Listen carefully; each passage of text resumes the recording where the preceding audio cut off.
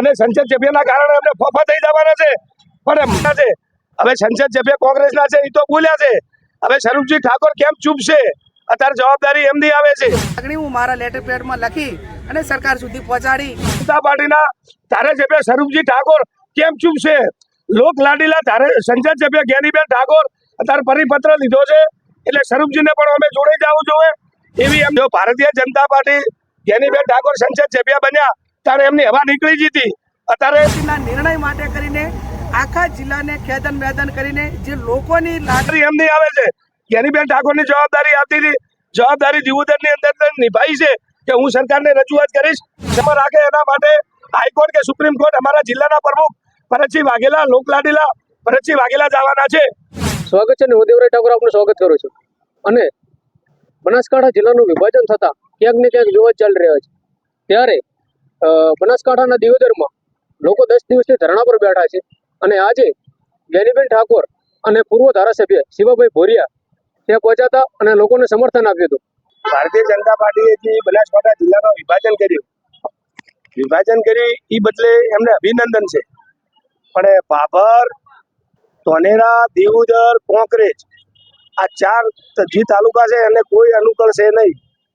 અને અગાઉ મેં જિલ્લા બાબતે અમારા 2 હોય ભાભર શહેરના અને ભાભર વિધાનસભાના 2 આપણા પ્રતિનિધિએ કોંગ્રેસના બનાસકાંઠાના સંસદ સભ્ય લોકલાડીલા સંસદ સભ્ય જ્ઞાનીબેન ઠાકોર અને વાવના ધારાસભ્ય સ્વરૂપજી ઠાકોર પ્રતિનિધિ છે, એમના 2 દિવસ પહેલા અગાઉ મેં એમના વિશે એક નિવેદન આપ્યું હતું કે તમે 2 પ્રતિનિધિ છો, કેમ ભાભર તાલુકા વિશે કે ભાભર જે જિલ્લો બન્યો આપણે જે બનાસકાંઠા વિભાજન કર્યું એ વિશે કેમ તમારી ચૂપ છે? તો અત્યારે આજની તારીખની અંદર દિયોદરની અંદર લોકલાડીલા સંસદ સભ્ય જ્ઞાનીબેન ઠાકોરે તે ધરણામાં બેઠા છે, એમની વિઝિટ કરવામાં આવી છે અને જ્ઞાનીબેન ઠાકોરે એમનો પરિપત્ર લીધો છે કે ધરણામાં બેઠા અને દિયોદર તાલુકે એમનો પરિપત્ર લીધો છે. આટલા દિવસ તો લોકલાડીલા સંસદ સભ્ય એનું ચૂપ હતું અને ચૂપના કારણે અત્યારે મૂંઢ ખોલી નાખ્યું છે. એટલે હવે ભારતીય જનતા પાર્ટીને હવે એમને જિલ્લો બદલવા અને જિલ્લાનો નિર્ણય લેવા માટે એમને એક નિર્ણય લેવો પડશે. લોકલાડીલા જ્ઞાનીબેન ઠાકોરે જે પરિપત્ર લીધો છે એ પછી હવે એનું પરિણામ કેવું આવે છે? હવે અત્યારે ભાભરવા વિધાનસભાના ભારતીય જનતા પાર્ટીના ધારાસભ્ય સ્વરૂપજી ઠાકોર, મેં અગાઉ ચૂંટણીની પેટા ચૂંટણીની અંદર નિવેદન આપ્યું હતું કે સ્વરૂપજી ઠાકોર તો ખાલી શંકર ચૌધરી ચિઠ્ઠી લખશે એટલું જ બોલવાનું છે. હવે એમની એક પ્રતિનિધિ છે, ધારાસભ્ય ભારતીય જનતા પાર્ટીના છે, હવે સંસદ સભ્ય કોંગ્રેસના છે, એ તો બોલ્યા છે. હવે સ્વરૂપજી ઠાકોર કેમ ચૂપ છે? અત્યારે જવાબદારી એમની આવે છે. સ્વરૂપજી ઠાકોરને જેમ જ્ઞાનીબેન ઠાકોરે પરિપત્ર લીધો એમ આપણે ભાભર તાલુકાને અને ઓગળ જિલ્લો બનાવવા માટે હવે અત્યારે ઓગળ જિલ્લો બનાવવાનું એક 2022માં વડાપ્રધાન ત્યાં આવ્યા હતા, એટલે આખા જિલ્લાનું વિભાજન કરવાનું હતું. એટલે એવું ભાભર જે વિભાજન કરવાનું હતું દીવુદરને જે ધોનેરાને બધાને એમ હતું કે વડાપ્રધાન આવ્યા છે એટલે આપણે ઓગળ જિલ્લો બનશે અને થરાદની તો કોઈ માગણી નથી. એક વ્યક્તિના કારણે અત્યારે જિલ્લો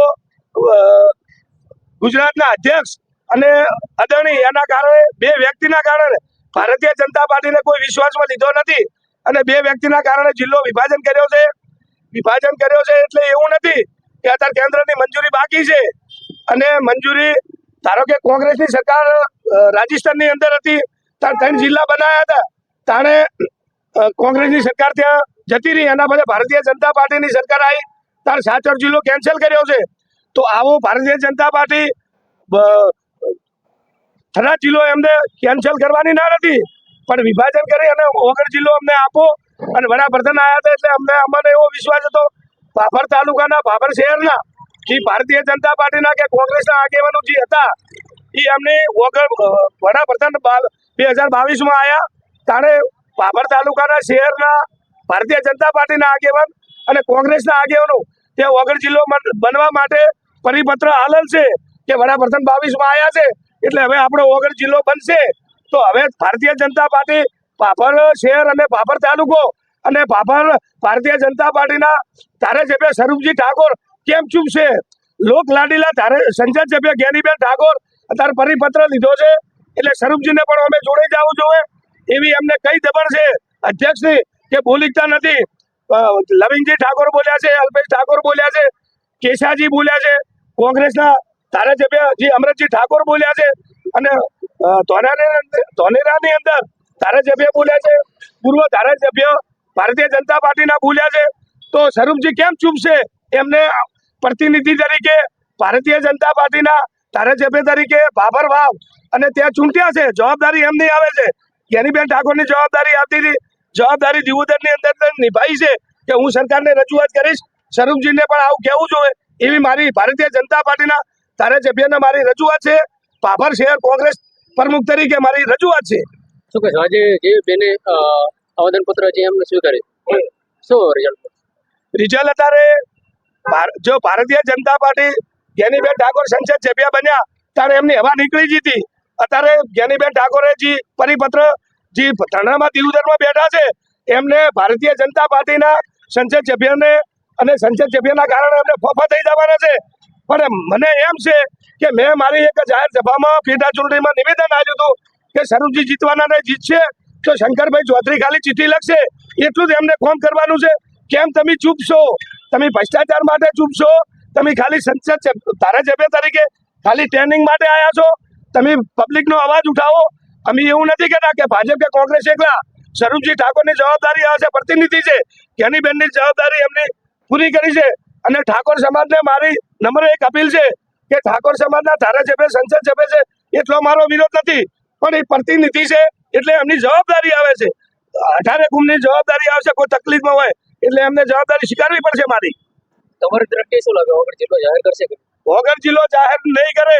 જો ધોનીના વિરોધમાં છે, કોંગ્રેસ વિરોધમાં છે, દિયોદર વિરોધમાં છે, ભાભરને શિખર ભાભર તાલુકાના ભાભર શહેરને કઈ વાતે દબાણમાં છે કે એમનું લોહી કેમ ઉકળતું નથી? કોંગ્રેસ જોડે એમને ખાવા જવું નથી કે ભારતીય જનતા પાર્ટી જોડે ખાવા જવું નથી? ભલે બનાસ ડેરીમાં પ્રતિનિધિ હોય, બનાસ